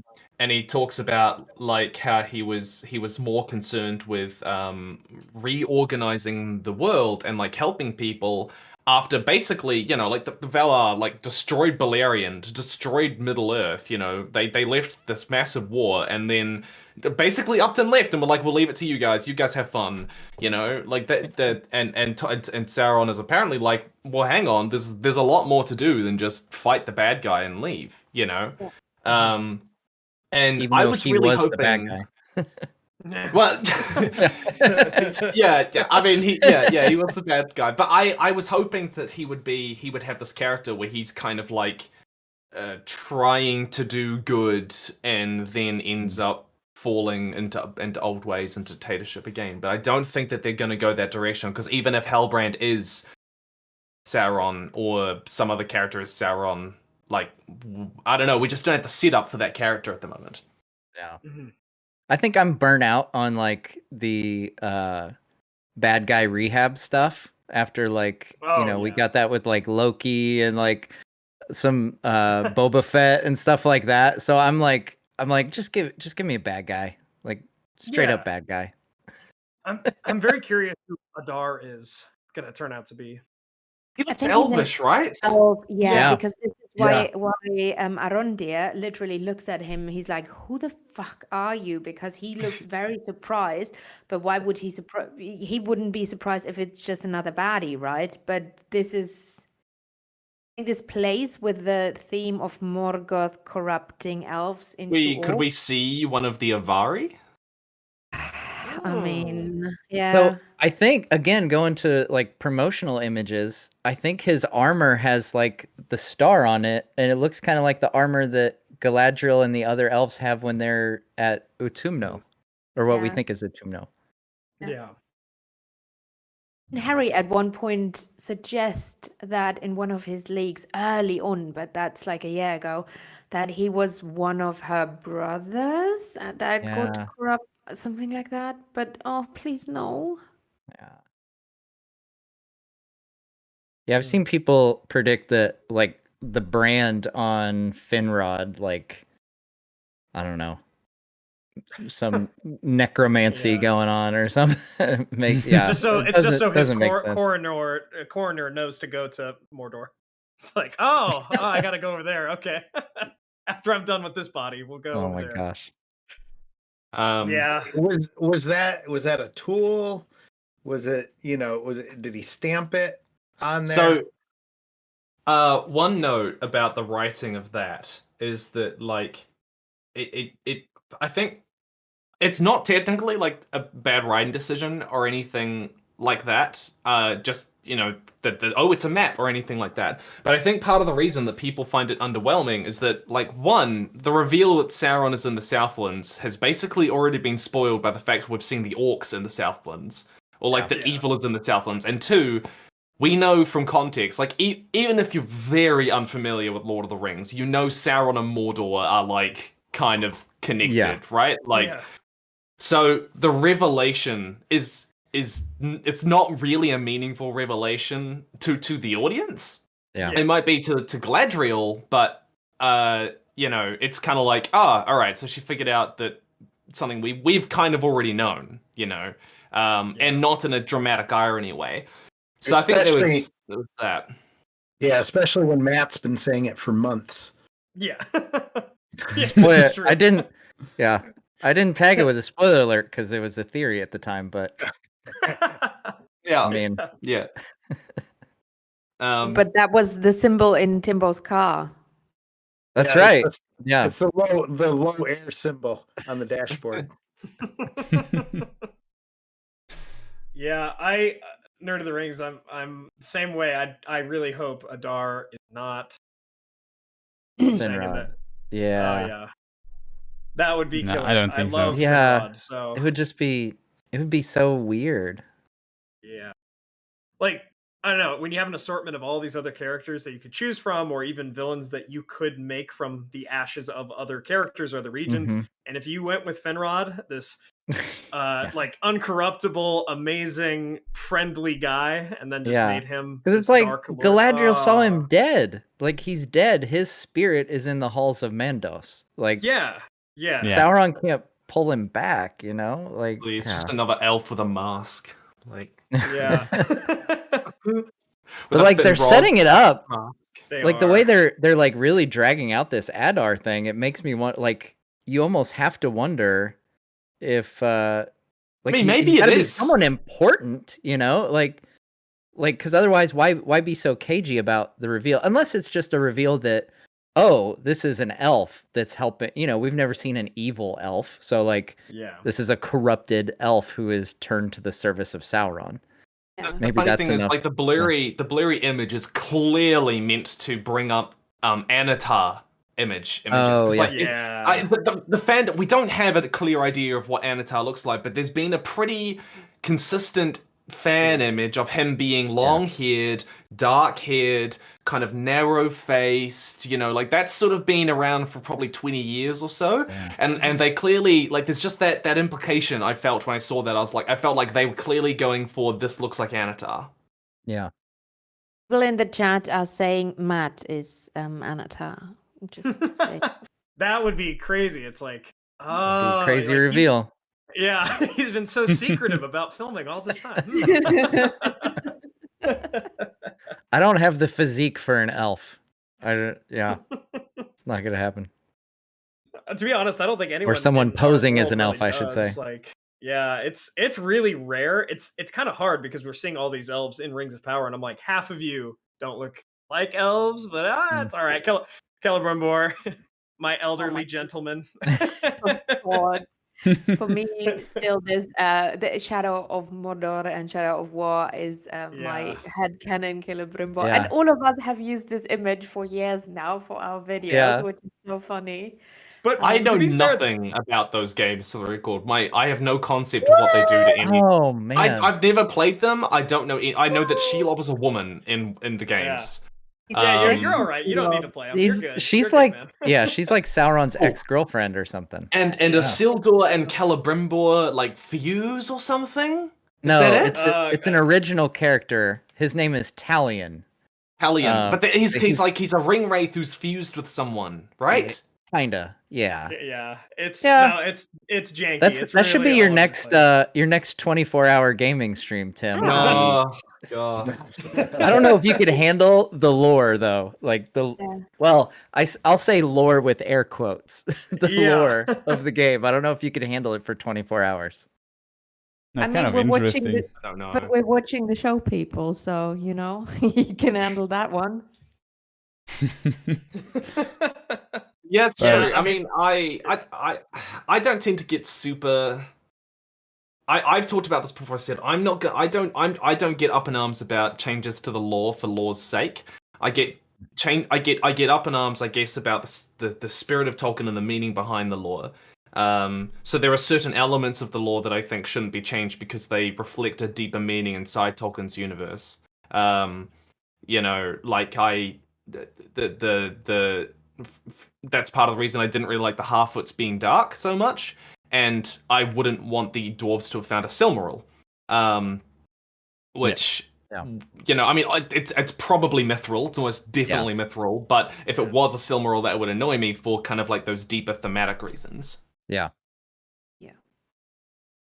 Well, and to speak about Celebrimbor too, I mean, like, granted, the actor, he chewed up the scenery when it came to like that. Oh, for sure. That scene with the Hammer of Fëanor. So I'm like, oh, I'm sold. I'm sold. You might not look exactly the part, but okay, that was a great performance. So yeah, it's definitely hard choices like that you have to make.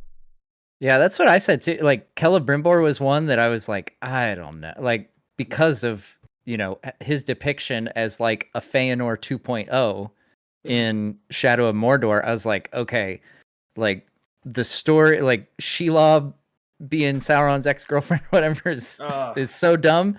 But like this Celebrimbor is pretty awesome. Like I love this Celebrimbor, and so when they showed the cast for this, and I was like, really? Are you sure? But then like that scene plays out and I'm like, I really like this guy. Like he's not what I envisioned, but I like him. So like, I'm gonna give him a chance. Yeah. The promo where everyone was turning to the camera. Yeah. The Days of Our Lives thing or whatever.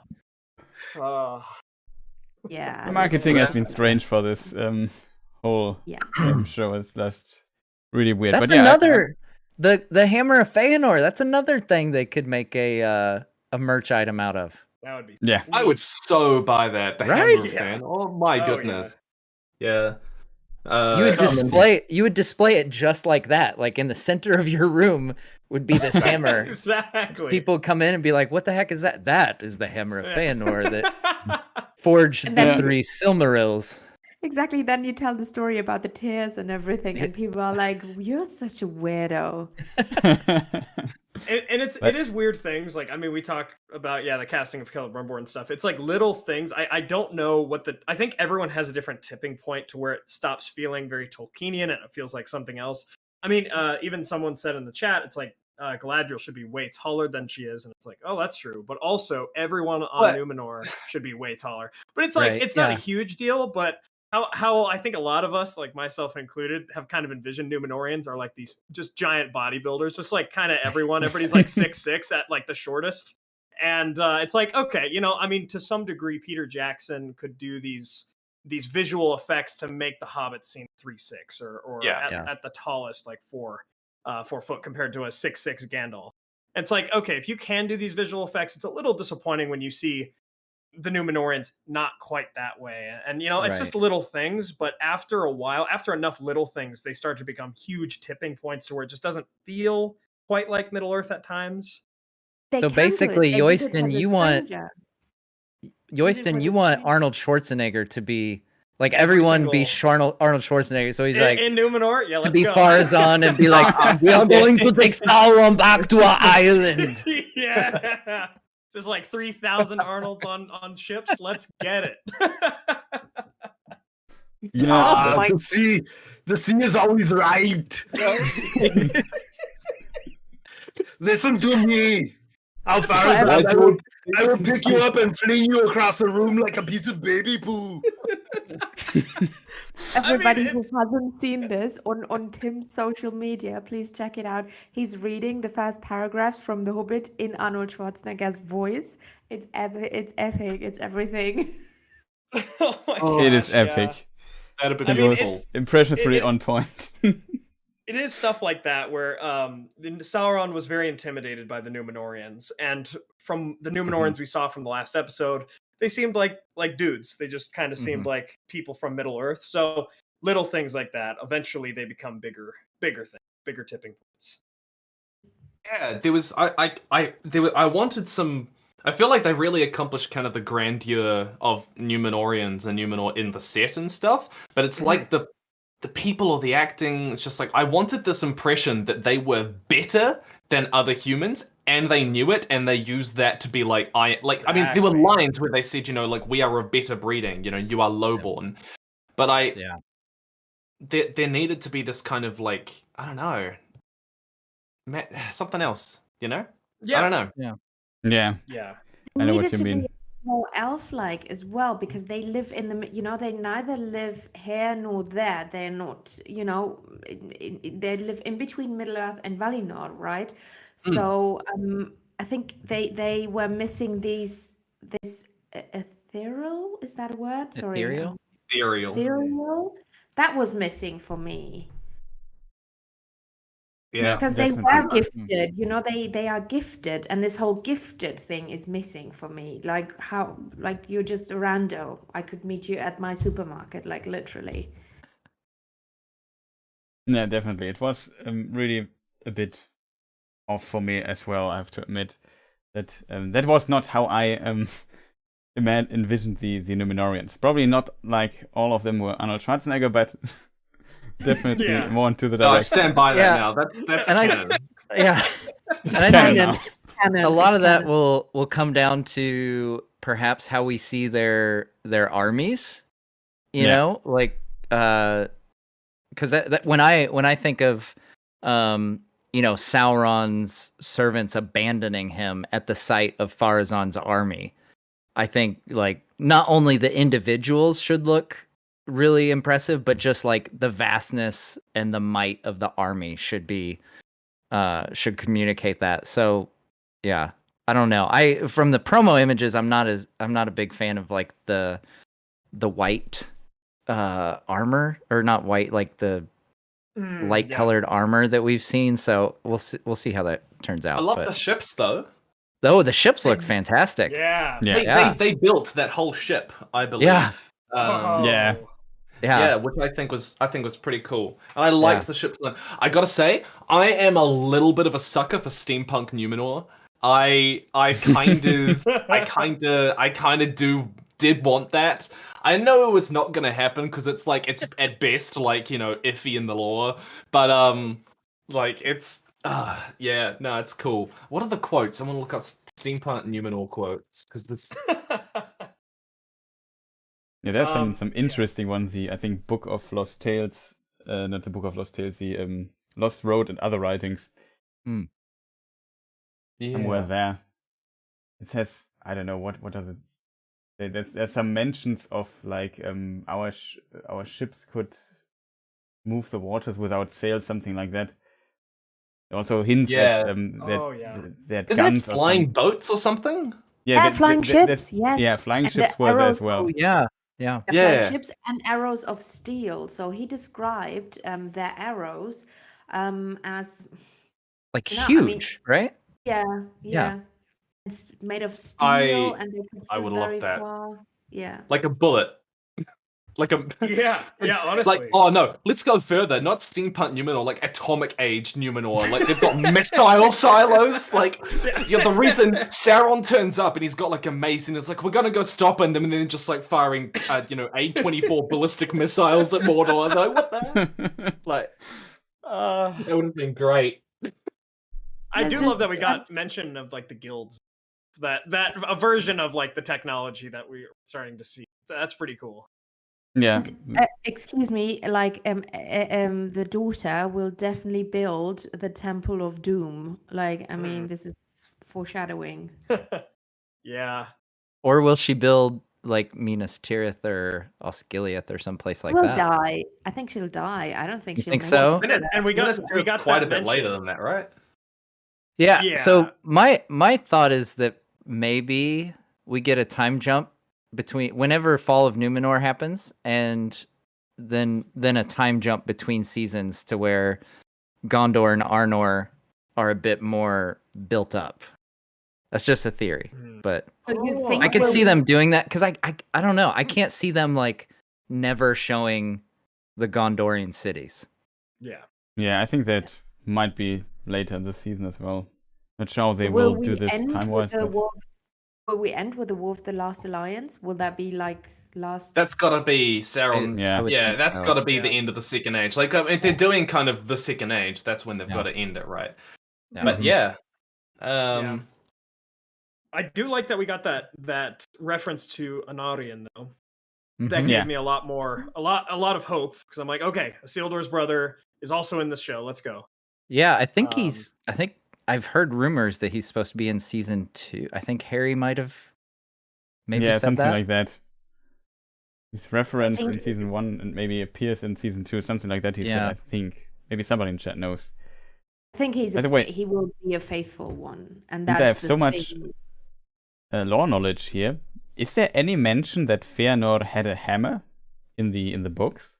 Like I tried to find something, the Silmarillion and so on, but I could not really find like a really good quote. For sure, he had a hammer at some point, but I mean, he was he was forging things. Like, Yeah, it's like saying we've never heard of Fëanor's anvil either, but like. But in context I mean, of he the probably didn't have an electronic press or something, you know. I mean, in context of true. creating the Printer. Silmarillion, Mm-hmm.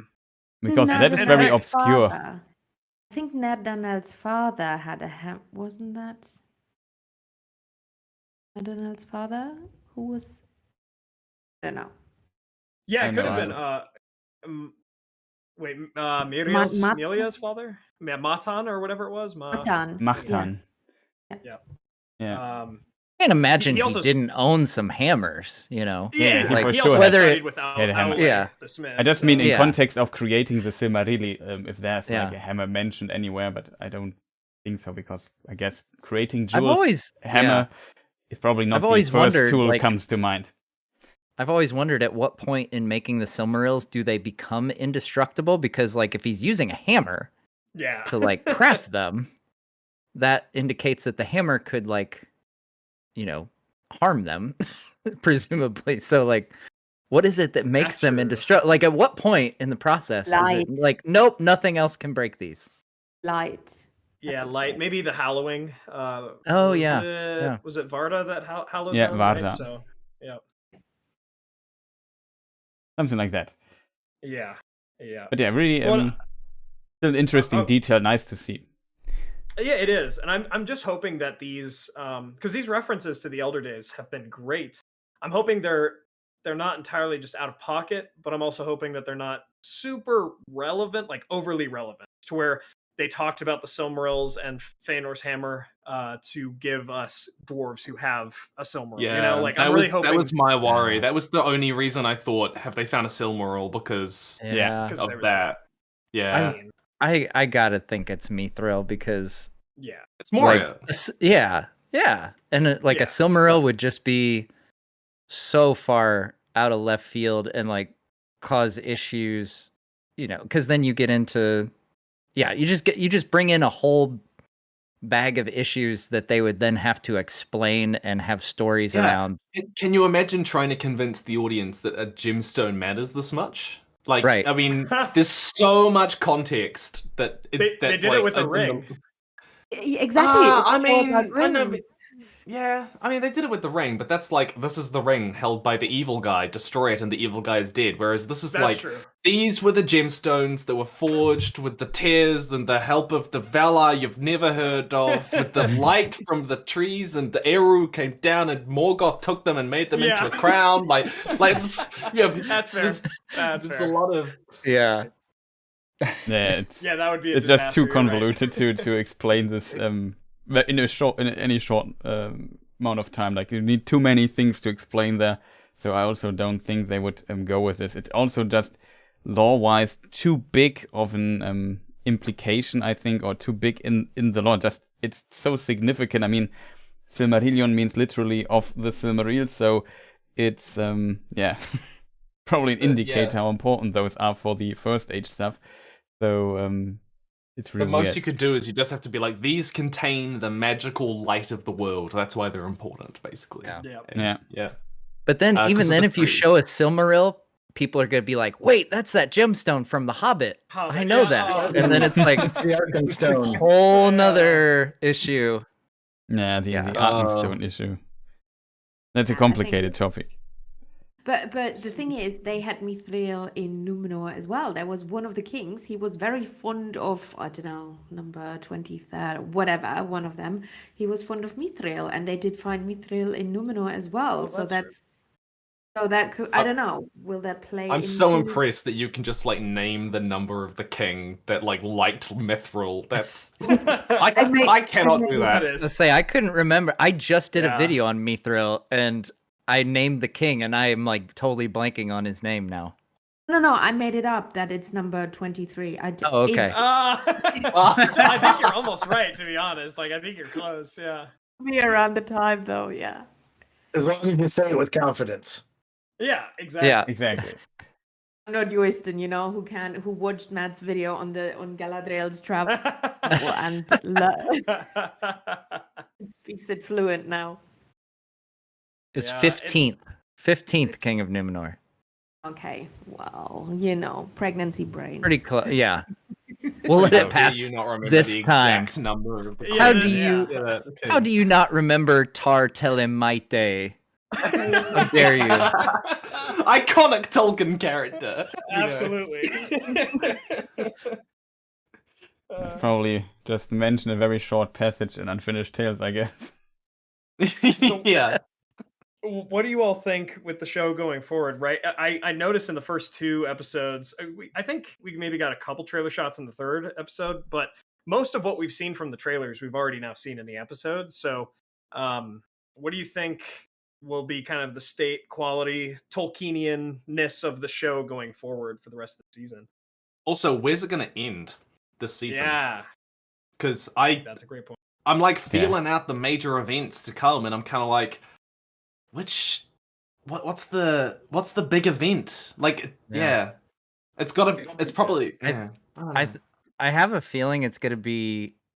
I don't know. It's hard to say, but my guess is the Forging of the Rings will be, or like close to, or like the Forging of the Ring, and then like started. Sauron forging his one, maybe. I don't know. That quick. I could imagine they go far slower. We maybe get the forge build and then Sauron. You've got to have some. Presumably, you have to have Rings of Power in your Rings of Power series, I would think. That would make true. sense. Maybe later. my reckon is that we're going to have a secondary villain for this season who's probably Adar, and Galadriel, and they all muster to go fight this pretty much one season villain, and then behind that, in a secondary narrative with Celebrimbor and Elrond and stuff, we've got the start of the Forging of the Rings, and there's kind of this like Galadriel thinks it's done, but the audience knows it's not because we're seeing the rings starting to be forged, and we're then getting that reveal of who we're because like we can't have the reveal that Sauron is evil until after the rings have been forged, right? Like makes sense. Yeah. I gotta think. Yeah. I think Mordor will be revealed. I think Barad-dûr will be revealed or something like that. You always see it in the background in some of the images. I think in the Southland plot. I think it will. Yeah. So I had a theory on this because I saw, in one of the, I think it was the final trailer, maybe.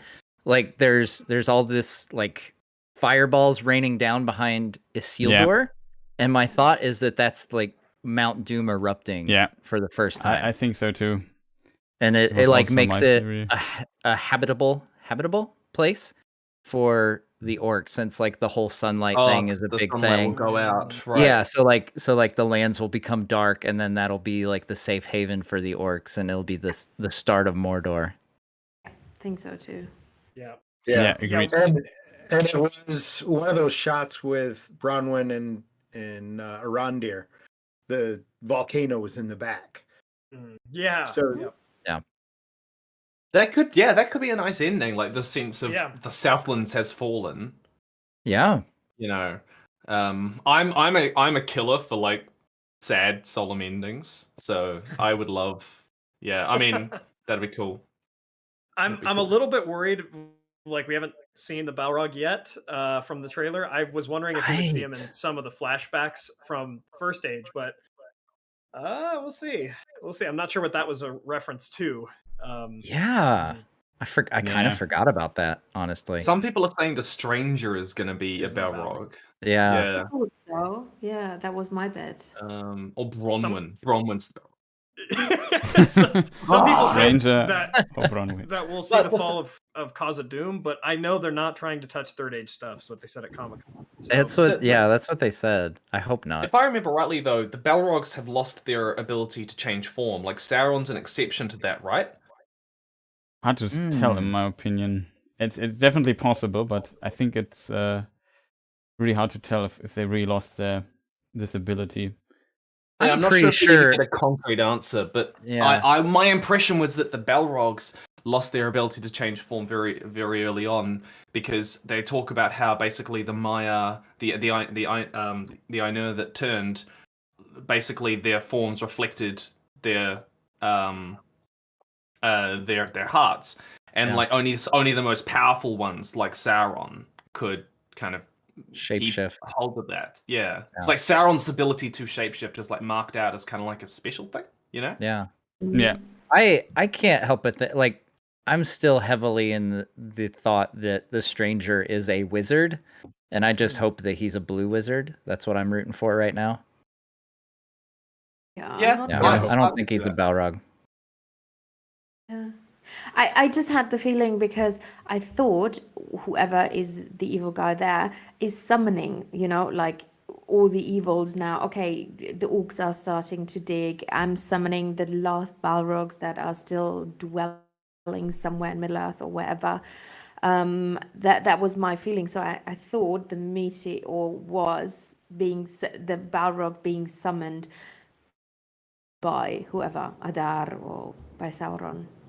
That was my theory. But then the whole Hartford thing, I don't know. The comet did come from the west, so theoretically could be sent from Valinor, one of the Astari. Yeah. I do have like this morbid curiosity of how it would play out with being a Balrog, because my big critique of the fact that Harfoots and Hobbits are here is like, what are the Harfoots we did do? Yeah, like that they're my big problem with like Hobbits is like they're unlikely heroes for a reason when they're in The Hobbit and Lord of the Rings, because they don't historically play a big role. And so like there's this morbid side of me that's like, oh, what if they like brought about a Balrog and like everything got a million times worse, all because of these stinking hobbits? Like that would flip things on its head a little bit. That's true. I do think the stranger is a wizard. Like there's just it's so wizardy. It's hard to say that like they would. It feels almost dishonest to have it be this wizardy and then it not be a wizard. Yeah. Right. Like the whole like not really knowing what is on his mind and stuff like that. Yeah. Like that's very canon, right? Like the wizards arrived and they couldn't quite remember Valinor, and they weren't quite there. And then Gandalf comes back and he doesn't even remember his name. You know, like that's very, very like how the Istari are presented as having. I always imagine them as arriving on boats, but yeah, that's also the implication of the See, book. I thought it would be kind of fun if it's like they send the blue wizards first by meteor, and then they're like, oh crap, like they don't even remember who they are. We should send the next batch on boats. Let's do that. They were a little concussed. Yeah. The Bifrost dad said that by was, hot air balloon. Yeah. It was Earendil with ship problems, so he had to land and get some maintenance on his ship. Right. Here. The Bifrost. The Bifrost. Last episode, Carl said something very Geek Zone said very interesting, and he noticed that when the scene with Snorri and the stranger, they talk to each other, and she says to him, "I'm Nori," and he says not "I Nori" as well, but he says "I Nur." That's a really interesting detail I found. And I listened to it 10 times. He really says "I Nur." It's a pretty cool little thing that's easy to miss. What's the subtitles? Yeah, that's what I was just wondering. It's subtitle says "I Nori" as well. So it's subtitles they're lying. But he definitely says he doesn't say an E. He says "Ainur." He stops after the R. So I found that maybe it's a little Easter egg, I assume, but I don't know. I don't know. That'd be interesting. Yeah. We'll see. What's also interesting, I don't know who it could be. It's just you said the meteor comes from the west, and interestingly, it comes the moment the ship gets close, and basically the heaven, the sky split open, and maybe in this moment this could for somehow break through and get to Middle Earth or something. I find it also an interesting detail that the appearance of the meteor and Galadriel basically knocking on the door of Aman might do something there. It's really so essentially taking Valinor as the retirement plan the stranger has been sent back to be a greeter at Walmart because he can't really afford. As We're gonna Basically. let one of you go. He was de-retired. Whatever the English word might be. It's very... It's very strange, the whole stranger thing. I guess that's why it's his name, but it's... So I kind of like it because they play like... It seemed to play a lot with him, same with Halbrand in a way, that they have this implications, like the fire thing from above looks like the Eye of Sauron. There's some other dark... the biggest sign that it's evil is that the fire is cold. Because we get the mention at the start that fire that's in bad places is cold, and like Nori very explicitly says, or Poppy says, it's cold. Hot. Yeah. But I mean, it could be a red herring. It feels like there's just so many signs it's an Astari rather than something else. But I agree on you. After episode 3, I'm definitely on that he's also one of the wizards in some form or whatever. When he said friend at the end, the friend thing, I was then convinced. I don't think a Balrog would, carry a card and be like, "Hey, cool, we're friends now." I remember he's evil. That's fair. Oh my god, I'm evil. I'm fucking evil. What am I doing? Like, jeez. Crack the Gnori's skull, grabs the halfwood, snaps them in half. Ah! Yeah, he did when he fell, even over Linden. We saw that leaf turn corrupted or whatever it was. Yeah. And when he landed, like we do get those thematic moments, those vibes. And he like killed those fireflies that he was doing that spell with, or whatever. So I'm like, I don't know, maybe it could be like Stranger Things where he has the little pet Demodog. Yeah, Demogorgon. The Demogorgon or the dart he called it, and raised it up, and then when things are really bad, somehow this creature that's a mindless killer remembers and doesn't kill him. So the stranger is gonna somehow remember the kindness of the Harfoots. And that's why Sauron doesn't kill the Shire immediately. He saves them. But there's this particular scene here that just brought up on screen, and I feel like nobody's watching here in this scene, but he looks like he kind of regretted what happens. He's realizing he caused trouble, and he, like, the way the actor plays it, I really get the vibe of, okay, I screwed up, and he regrets it. I don't think that if he would be in his deep core very, very evil, that he would act like this, like when we would have got to see a scene like this. So I would definitely argue he not Sauron. I thought that was a Mr. Bean moment. Yes, for sure. Or just walking through destroying everything. like the head in the turkey kind of thing. Yes.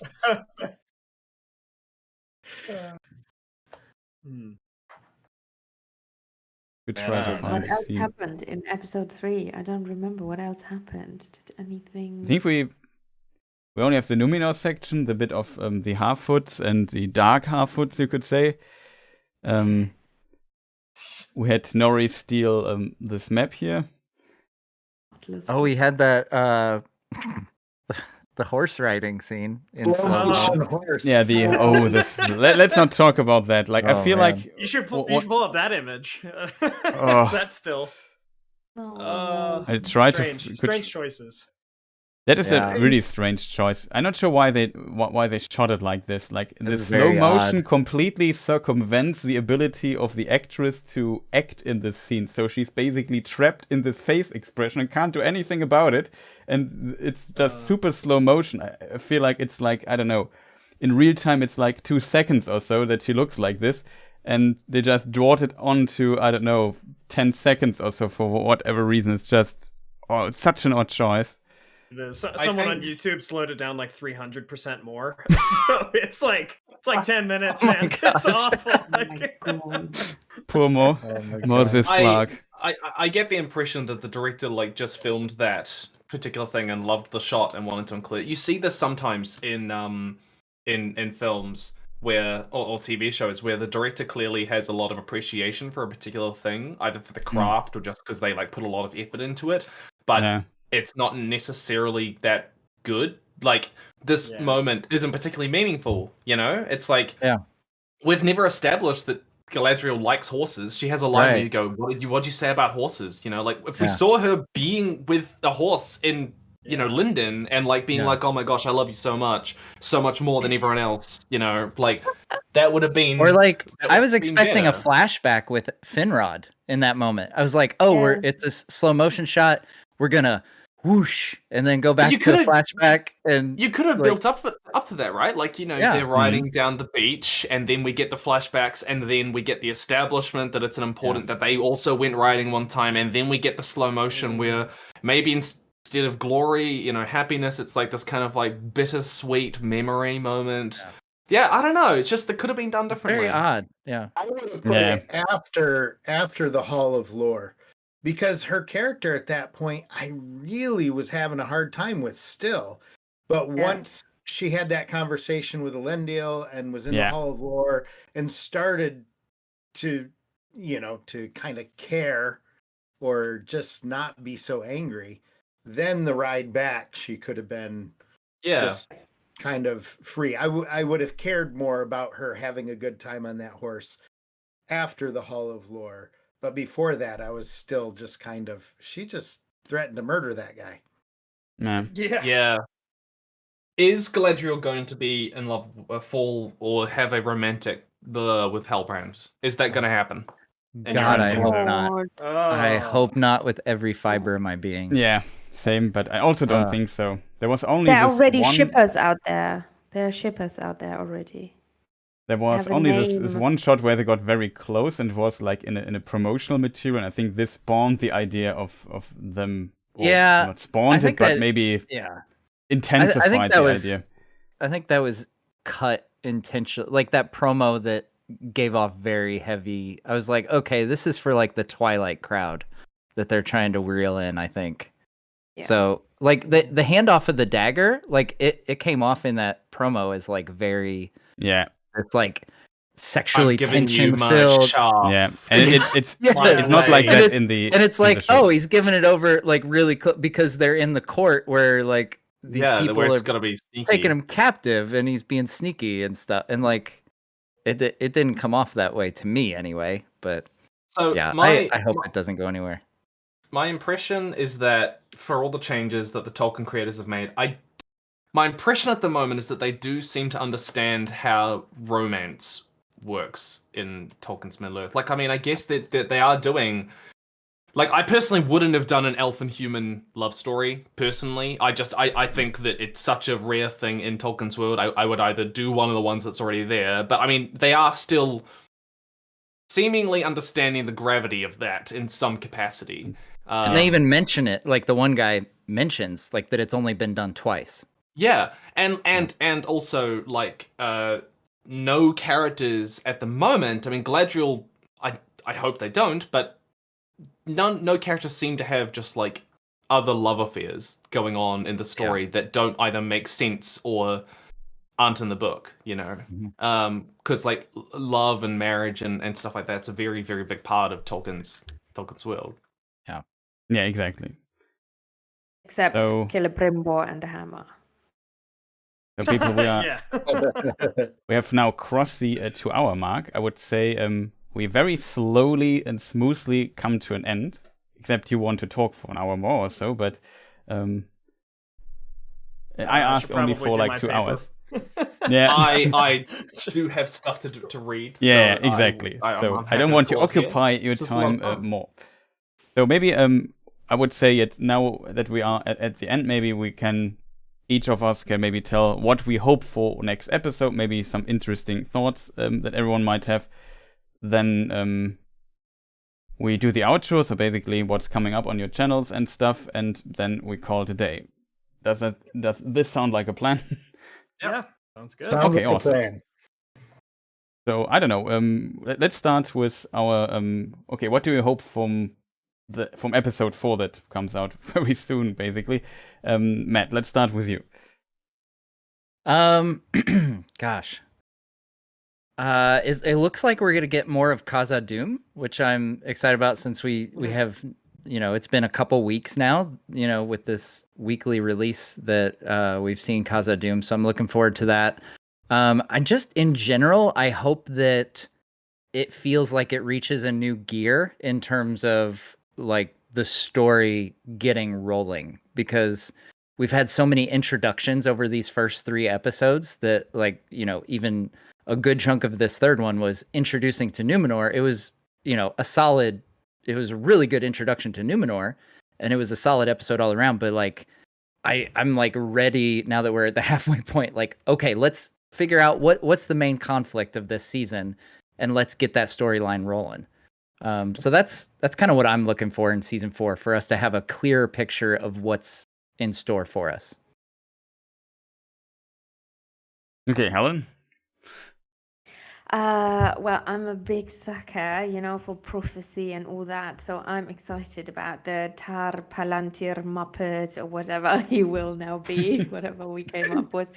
No, but seriously, I'm very excited about it, to find out that whole Miriel, Ar-Pharazôn, and Tar Palantir. I think he's such a fascinating character. Her father. I want to know more about that.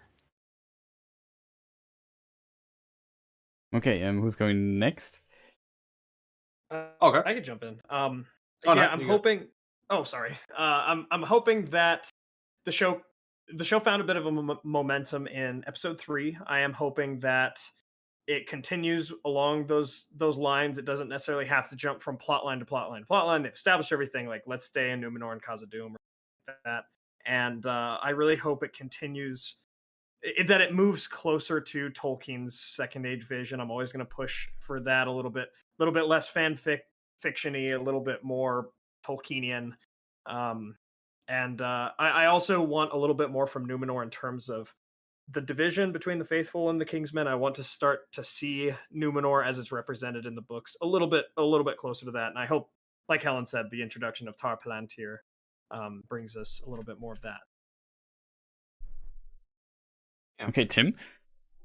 I am sort of along similar lines to what Joysten just said. I want to get a deeper sense of conflict in Numenor. I want to feel like there are threads pulling all our characters in different directions. And I want to get a deeper complexity to the kind of situation on Numenor. And feel the tension and the narrative threads that are going to be built out in the future. Because at the moment, it's just feels a little bit flat, and I think that they need to build those out. Build Ar-Pharazôn out and stuff like that. Yeah. Awesome, Timbo. And it's kind of funny. Helen was talking about Tar Palantir, because I must have dozed because it was really late when I was watching it, and I completely missed that. Both times I watched, I went back and watched it with my daughter 2 nights later, and must have dozed in that part again. So I completely missed it, and it wasn't until I was seeing other people's reviews that I was like, oh my goodness, how did I miss that? Because I didn't miss the scene before, and I didn't miss the scene after. But so I do want to see that. I do want to see more of that conflict. And yeah, just get things rolling. I hope we don't have a lot of new introductions, new characters coming on yet. And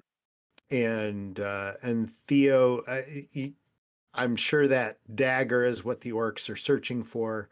So, I want to see that, and maybe he delivers it to him. I like the thought of him being one who turns first. Okay, awesome. Did I forget anybody? Except myself. Yourself? Yeah, yourself. Yeah.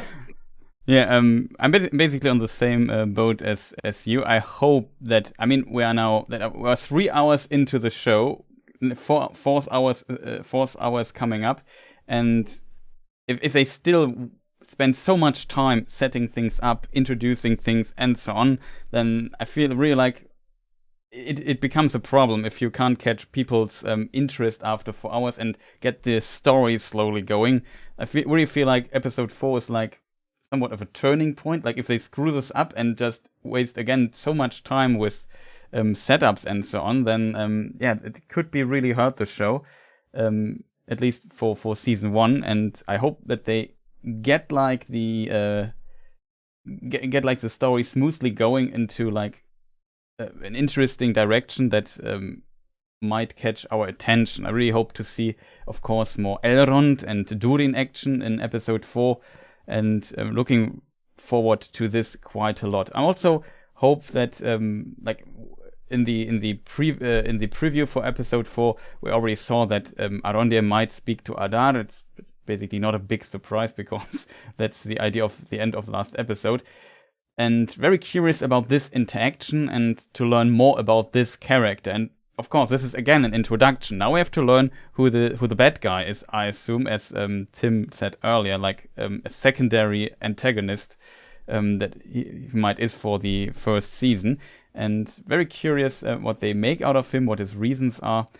But I hope they can tie this in very well and now focus a bit on character development, that finally the characters start to drive the plot forward and not the other way around.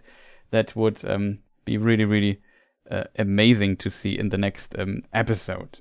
And yeah, this, I guess, brings us now to the very end of this fantastic roundtable. It was really a lot of fun, more guests than I anticipated to have here on. Really, really awesome. Thank you, people, all for your time. I would still give you a moment, each of us. Maybe we keep the order from the last question, just to say where people can find you. I guess most people will probably know where to find you, but what's maybe coming up next on your channel, any shout outs and so on. Again, we start with Matt.